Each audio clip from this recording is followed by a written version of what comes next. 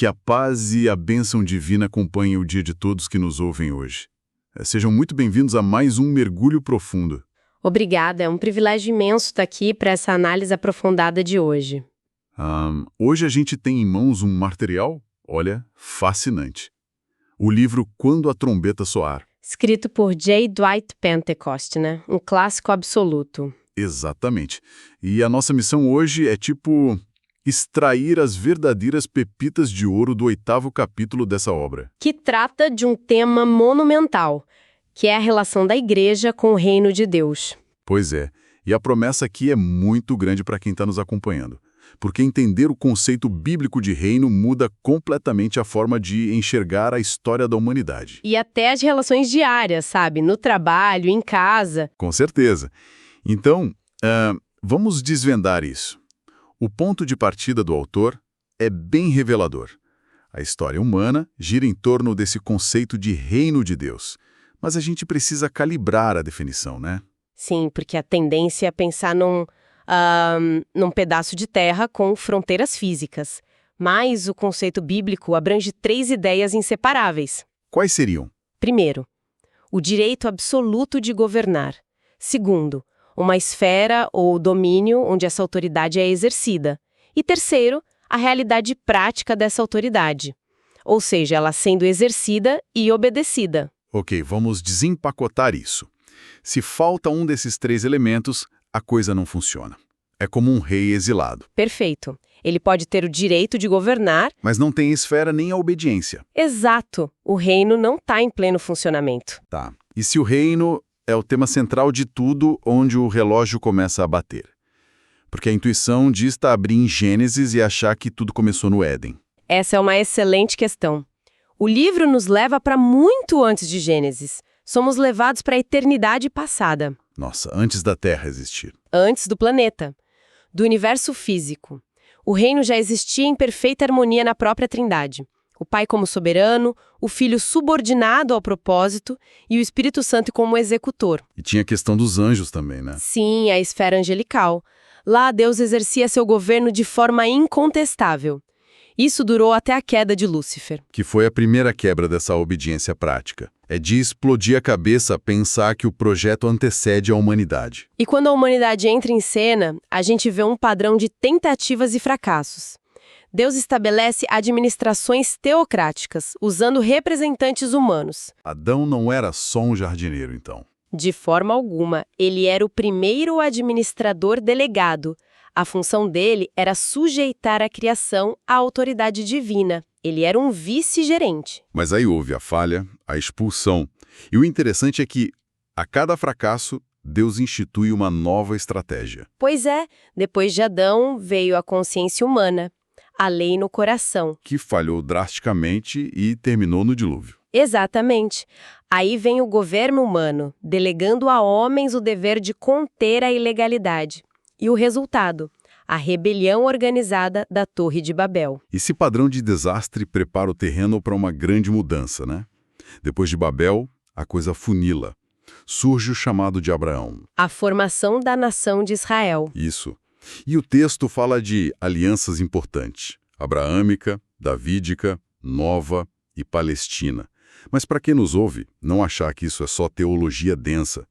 Como isso se conecta com o reino na prática? A conexão é tudo. O diferencial dessas alianças é que elas eram incondicionais e irrevogáveis. Não dependiam do desempenho de Israel. Dependiam da fidelidade de Deus. Exato. E elas não prometiam uma utopia nas nuvens, mas um reino terreno geopolítico. A aliança davídica garantia um trono literal. É por isso que os profetas descreviam o Messias trazendo paz mundial, prosperidade, a partir de Jerusalém. Havia uma expectativa palpável. E isso nos joga direto para o Novo Testamento. João Batista aparece e depois Jesus dizendo: arrependei-vos, porque o reino dos céus está próximo. Era a oferta oficial daquele exato reino prometido. Aqui é que fica realmente interessante. Se a oferta era genuína, como chegamos a um adiamento? O que aconteceu foi uma rejeição deliberada. Havia um debate nas ruas sobre quem era Jesus. Os milagres eram inegáveis, mas os líderes tomaram uma decisão calculada. É aquele evento em Mateus 12, né? Sim, Os fariseus atribuem os milagres de Cristo a Belzebu, o governante dos demônios. Isso não foi um insultinho, foi manobra política. Eles sabiam que ou era Deus operando ou Satanás. E isso não foi um insultinho, foi manobra política.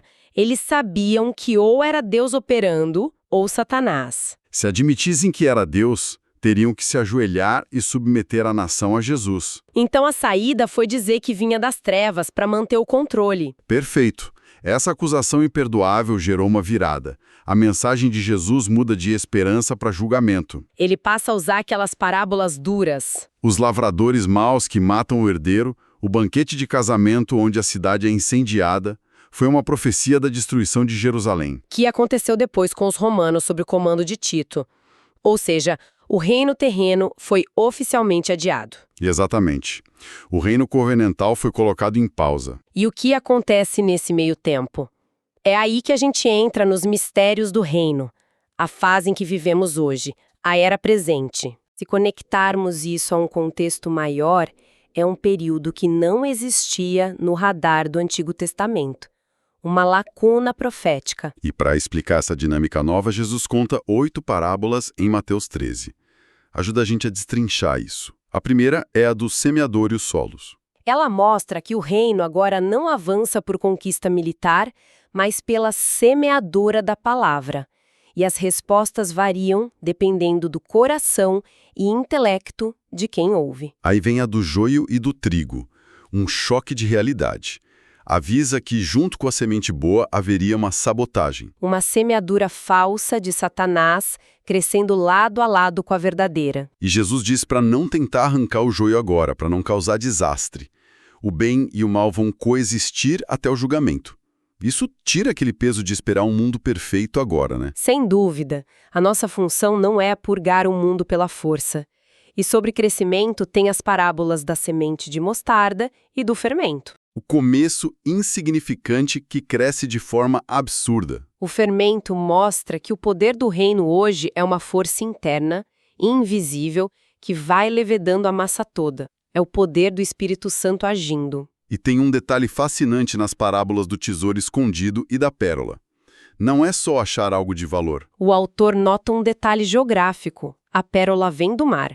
E nas escrituras, o mar frequentemente representa os gentios. Enquanto a terra representa Israel. Isso mesmo. Deus estava comprando um tesouro tanto de judeus quanto de gentios. Brilhante. E a última, a rede, aponta para o julgamento final, separando justos e injustos antes do reino milenar. Essa inclusão misteriosa dos gentios sai das parábolas e vira história real no livro de Atos. O evangelho chega aos samaritanos e depois na casa do centurião Cornélio.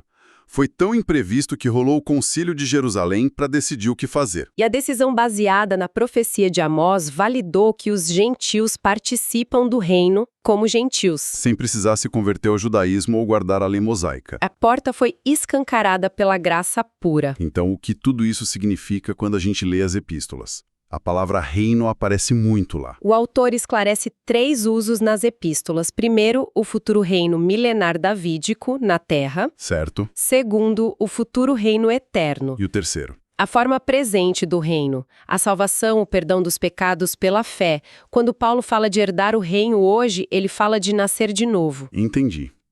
E isso leva a um ponto interessante em Hebreus. A nova aliança tornou a mosaica obsoleta. Fim do sacrifício de animais, porque Cristo é o sumo sacerdote eterno. Exato. Mas atenção, isso não significa que Deus descartou Israel. É o que Romanos 11 explica com a oliveira, né? Sim. Os descendentes físicos de Abraão ainda têm um futuro nas promessas. O reino terreno será cumprido no futuro para eles. Maravilha. Isso levanta uma questão importante para o nosso dia a dia. Se o reino milenar de paz foi adiado e vivemos nessa era presente cheia de caos, como Deus administra a autoridade hoje? A forma como Deus dividiu a autoridade para conter a ilegalidade é genial. Ele criou 4 mini-teocracias, 4 esferas de autoridade humana que representam seu governo. A primeira é o governo civil. E aqui o autor não toma lado político nenhum. Ele foca em Romanos 13. A função do governo é punir o mal, recompensar o bem e manter a paz. É por isso que existem impostos. Os governantes são administradores delegados, saibam eles disso ou não. E a segunda esfera é o lar. Não é uma tiramia, mas uma dinâmica de amor e submissão mútua entre marido, esposa e filhos. Reflete a relação de Cristo com o crente. Isso. A terceira esfera é empregador e empregado, o trabalho secular visto como serviço direto a Cristo. Exigindo submissão justa de um lado e tratamento digno do outro. O chefe verdadeiro está no céu avaliando tudo. É muito nivelador. E a quarta esfera é a igreja. Os presbíteros pastoreando o rebanho para guiar e corrigir, nunca como ditadores. O ponto alto aqui é que a submissão a qualquer um desses administradores legítimos é, na verdade, uma submissão ao próprio Cristo. E construindo sobre isso, deixo uma reflexão. Vimos na parábola do fermento que o poder do reino opera de forma interna e muitas vezes invisível. Num mundo que ama manchetes e poder externo. Será que não estamos subestimando as transformações silenciosas e inevitáveis que estão moldando o verdadeiro reino ao nosso redor todos os dias, em nossas casas e locais de trabalho? Olha, uma reflexão excelente para a gente encerrar por hoje. E para todo mundo que está acompanhando essa análise, um aviso importante: teremos um novo episódio focado na continuação desse mesmo livro, Quando a Trombeta Soar. Tem muita coisa boa ainda. Com certeza. Que Deus abençoe todos os ouvintes. Que Deus abençoe todos os ouvintes.